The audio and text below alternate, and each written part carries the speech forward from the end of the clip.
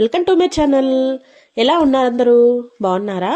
So video thumbnail చూసారు కదండి. So biscuits అనేది గోధుమ పిండితో చేస్తా ఉన్నాను. చాలా సింపుల్గా అయిపోతుంది అండ్ పిల్లలు అయితే చాలా చాలా ఇష్టంగా తినేస్తారు. సో దానికోసమని ఒక చిన్న బౌల్ తీసుకొని దాంట్లోకి 2 టీ స్పూన్స్ ఆఫ్ నెయ్యి వేసేస్తా ఉన్నాను. ఇక్కడ మీరు కరిగించిన నెయ్యి అయినా వేసుకోవచ్చు, లేదంటే కొంచెం కరిగించని నెయ్యి కూడా వేసుకోవచ్చు. సో దాంట్లోకి 1/2 కప్ ఆఫ్ వాటర్ వేసేసుకున్నాను. సో ఈ వాటర్ వచ్చేసి కొంచెం గోరువెచ్చగా నుంచి కొంచెం వేడిగా ఉన్నా పర్లేదు. మరి రూమ్ టెంపరేచర్ అంటే చల్లగా ఉన్న వాటర్ ఏం వేసుకోవద్దు. సో ఇప్పుడు దీంట్లోకి నేను 1/2 కప్పు కాకుండా 3/4 కప్ ఆఫ్ షుగర్ పౌడర్ ఉంటుంది కదా, అంటే మనం షుగర్ని మిక్సీ పట్టించినాక పౌడర్ అవుతుంది కదా, సో ఆ పౌడర్ ఇంట్లో వేసేసి కలిపేస్తా ఉన్నాను. సో ఇవి కొంచెం చెప్పాను కదా, కొంచెం గోరువెచ్చకంటే ఇంకొంచెం హీట్గా ఉన్న వాటర్ అని.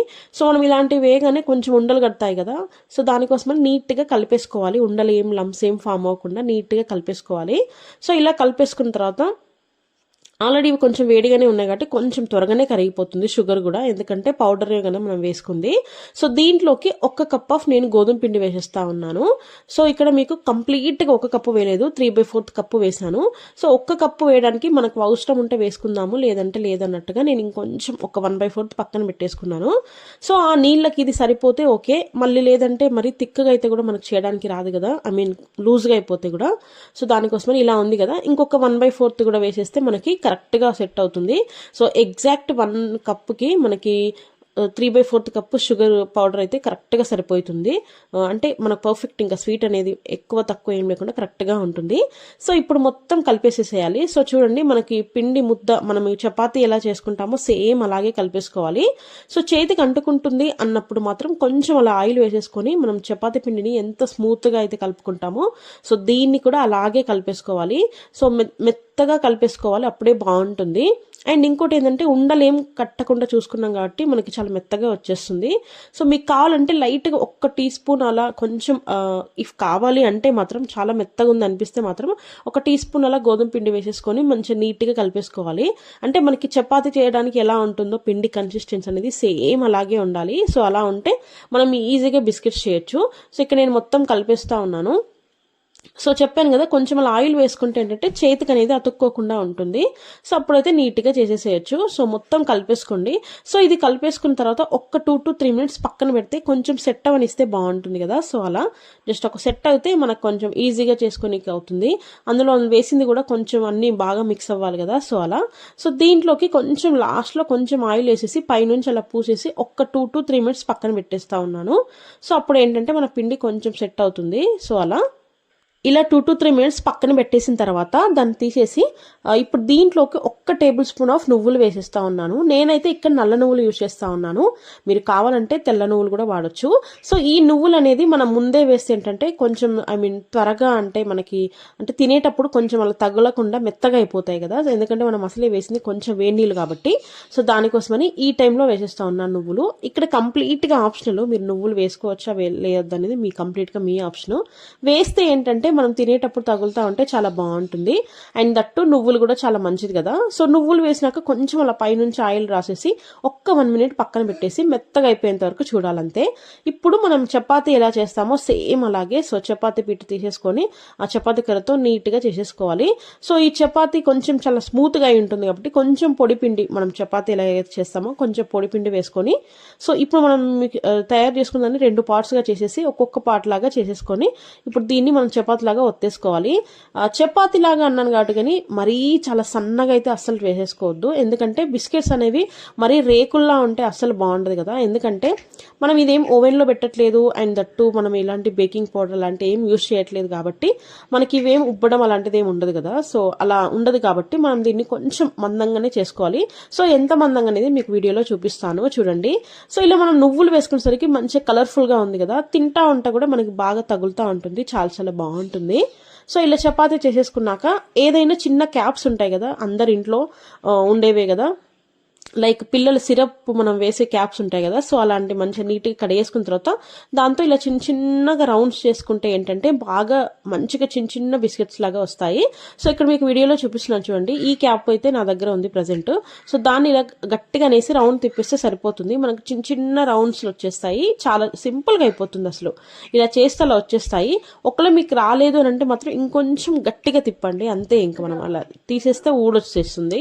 సో అలా చేసేసుకుంటే సరిపోతుంది. సో ఇలా చేసేసుకొని ప్రతి ముద్దని ఇలా చేసేసుకొని ఇలా మనం చేసినప్పుడు ఇంకొక 2 పార్ట్స్గా చేసాం కదా, సో దానికైతే నీట్గా కవర్ చేసేసేయండి. ఎందుకంటే పిండి త్వరగా ఆరిపోయే ఛాన్స్ ఉంటుంది, అంటే త్వరగా డ్రై అయిపోతుంది. సో అలా డ్రై అయిపోతే ఏంటంటే మళ్ళీ మనం ఆయిల్ వేసి మళ్ళీ కలపాలి. సో అలా లేకుండా అంటే కొంతసేపు అలా మూత పెట్టేసేయండి మనం ఒక పార్ట్ చేసేలోపు. సో ఇలా ఒక్కొక్క చిన్న చిన్న ముక్కలుగా చేసుకున్న ఉన్నాయి కదా, సో ఇలా తీసుకున్నవన్నీ వేరే బౌల్లోకి తీసేస్తా ఉన్నాను. సో చూడండి చాలా సింపుల్గా వచ్చేసాయి, జస్ట్ ఒక మూత ఉంటే సరిపోతుంది. మీరు ఇదే వాడాలని ఏం లేదు, మీ ఇంట్లో ఏదైనా చిన్న రౌండ్గా ఉండింది ఏదైనా పర్లేదు, సో దేంతోనైనా చేసేసుకోవచ్చు. ఇలా అన్ని కూడా ఒక్కొక్కటిగా చేసేసుకొని వేరే ప్లేట్లో వేసేసుకోండి. ఇవేం అతుక్కోవు, అంటే చపాతీలు మెత్తగా ఉంటే అతుక్కుంటాయి కదా, బట్ ఇవి చాలా మందంగా ఉన్నాయి. ఇక్కడ మీకు వీడియోలో అర్థమైపోతుంది కదా ఎంత మందంగా ఉన్నాయి అన్నట్టుగా. సో అలా ఉంటాయి కాబట్టి ఏం అతుక్కోవు, ఒకదానికొకటి సపరేట్ గానే ఉంటాయి. సో నేనైతే అన్ని కూడా ఒకేసారి చేసేసుకొని ఒకేసారి డీప్ ఫ్రై చేసేసుకుంటే సరిపోతుంది అన్నట్టుగా నేను ఇంకా ఒకేసారి చేసేస్తా ఉన్నాను. సో ఇప్పుడు మనం రౌండ్స్ అన్ని తీసేసినాక పక్కన ఉన్న పిండి ఉంది కదా, సో దాన్ని కొంచెం అలా ఆయిల్ వేసి గట్టిగా కొంచెం మనం నార్మల్ చపాతీ పిండి ఎలా కలుపుతామో అలా కలిపేస్తే సరిపోతుంది, మెత్తగా అయిపోతుంది త్వరగానే పిండి. సో ఇది మెత్తగా లోపు ఆల్రెడీ మనం సెకండ్ పార్ట్ చేసేసాం కదా, సో దాన్ని కూడా నీట్గా చేసేసుకుంటే ఫాస్ట్గా అయిపోతుంది.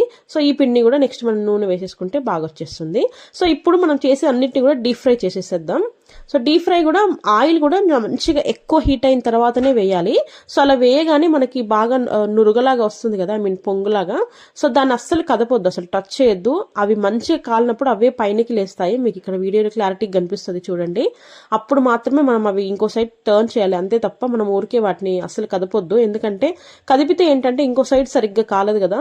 సో ఏవైనా అంతే కదా, పూరీలైనా ఏవైనా ఒక సైడ్ కాలితే అదే ఇంకో సైడ్ టర్న్ అయిపోతుంది. సో అలా సో ఇక్కడ అన్ని ఎట్ ఏ టైం అన్ని వేస్తే మాత్రం చాలా కష్టంగా ఉంటుంది. ఒక 10 to 15 అయితేనే పర్ఫెక్ట్. ఎందుకంటే మనం ముందు వేసింది ఆయిల్ ఎక్కువ హీట్ ఉండేసరికి ఇలా వేస్తే అలా త్వరగా ఫ్రై అయిపోతుంది, లాస్ట్లో వేసింది అసలు ఫ్రై అవ్వదు. సో ఇక్కడ అదే అవుతా ఉంది.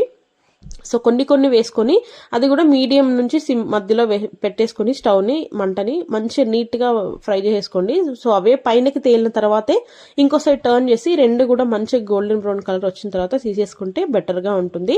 సో అంతే, ఇంకా మనం తీసేసుకుంటే సరిపోతుంది. ఇంకా మనం మళ్ళీ ఇంకా దీనికి ఏం చేయాల్సిన అవసరం లేదు. అండ్ ఇవి ఇంకొకటి ఏంటంటే మీరు మంచిగా కాల్చుకుంటేనే మనకి బాగా వస్తాయి, లేదంటే మనకి చాలా మెత్తగా ఉన్నట్టుగా ఉంటుంది. ఎందుకంటే పైన ఒక్కటే మనకి కనిపిస్తుంది గోల్డెన్ బ్రౌన్ అనుకుంటే అది తప్పే, లోపల కూడా మంచిగా కుక్ అవ్వాలి కదా. సో అప్పుడే మనకి తినడానికి కూడా చాలా చాలా బాగుంటుంది. అండ్ ఇంకొకటి ఏంటంటే ఇవి మనం జస్ట్ అలా ఆయిల్ నుంచి తీయగానే చాలా మెత్తగా ఉంటాయి, ఎందుకంటే గోధుమ పిండి కాబట్టి. కొంతసేపు ఒక హాఫ్ అన్ అవర్ కొంచెం మంచిగా మొత్తం కూల్ డౌన్ అయినాక ఒక హాఫ్ అన్ అవర్ అయిన తర్వాత మాత్రం గట్టిగా ఉంటాయి. గట్టిగా మీన్స్ మన నార్మల్ బిస్కెట్స్ ఎలా ఉంటాయో మరీ అంత స్మూత్ కాకపోయినా చాలా చాలా బాగుంటాయి. అందులోటి మనం హోమ్ మేడ్ బిస్కెట్స్ పిల్లలకైతే చాలా మంచి హెల్దీ స్నాక్. మా బావకైతే చాలా చాలా నచ్చాయి అసలు. ఏం బిస్కెట్స్ అమ్మా అని అడుగుతా ఉన్నాడు. చాలా సింపుల్గా అయిపోతుంది అండ్ మీరు ఎప్పుడు కావాలంటే అప్పుడు చేసేసుకోవచ్చు. పిల్లలకి స్నాక్గా పెట్టాలంటే బెస్ట్ ఆప్షను. దీంట్లో ఎలాంటి వేరే ఇంగ్రీడియంట్స్ ఏం కలపలేదు కదా, ఇలాంటి జస్ట్ ఒకటి మైదా అలాంటిది కూడా ఏం లేకుండా ఓన్లీ గోధుమ పిండితో చేసేస్తా ఉన్నాము. బేకింగ్ పౌడర్, బేకింగ్ సోడా అలాంటివి ఏం లేదు కాబట్టి పిల్లలకు కూడా ఈజీగా ఎలాంటి డౌట్ లేకుండా మంచిగా పెట్టేసేయచ్చు. సో ఇంకా నేను అన్ని కూడా ఇలాగే ఫ్రై చేసేసుకుంటా ఉన్నాను. మీరు కూడా మంచిగా నీట్గా అంటే మంచి డీప్ ఫ్రై చేసేసుకోవాలి, అంటే మంచిగా పైన కలర్ కూడా రావాలి అండ్ లోపల కూడా కుక్ అవ్వాలి.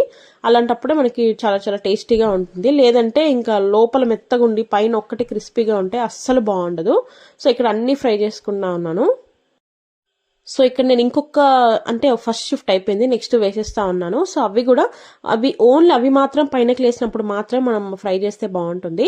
సో అంతా ఫ్రై చేసినాక ఎలా ఉన్నదని ఇక్కడ మీకు చూపిస్తాను చూడండి. చాలా క్రిస్పీగా ఉంటాయి అండ్ స్టార్టింగ్ లో కొంచెం మెత్తగా ఉంటాయని చెప్పాను కదా, నెక్స్ట్ చాలా క్రిస్పీగా ఉండి మనం బౌల్లో వేస్తే సౌండ్ వస్తుంది, అంటే మీన్ అంత క్రంచీగా ఉంటాయి. చాలా చాలా చాలా బాగుంటాయి. అండ్ ఇలా చేత్తో ఇలా అంటే ఇరిగిపోతాయి, అంటే మీన్ అంత స్మూత్ గా ఉండవు, అలా అని మంచి క్రిస్పీగా ఉంటాయి. అండ్ దట్టు మనం వేసిన షుగర్ అయితే పర్ఫెక్ట్గా సరిపోతుంది. సో దానికోసమని ఇలా సింపుల్గా చేసేసుకోవచ్చు. పిల్లలు అయితే ఇష్టంగా తినేస్తారు. చూడండి ఇలా అంటేనే విరిగిపోతా ఉన్నాయి. సో బాగా ఫ్రై చేసుకుంటేనే బాగుంటుంది. సో మీ అందరూ డెఫినెట్గా ట్రై చేయండి. సో ఇంతేనండి వీడియో. థ్యాంక్ యూ అండి. Thank you for watching. మీరు నా ఛానల్ ఫస్ట్ టైం చూస్తుంటే సబ్స్క్రైబ్ చేసుకోండి అండ్ పక్కనే బెల్ ఐకాన్ ఉంటుంది, దాన్ని కూడా ప్రెస్ చేయండి.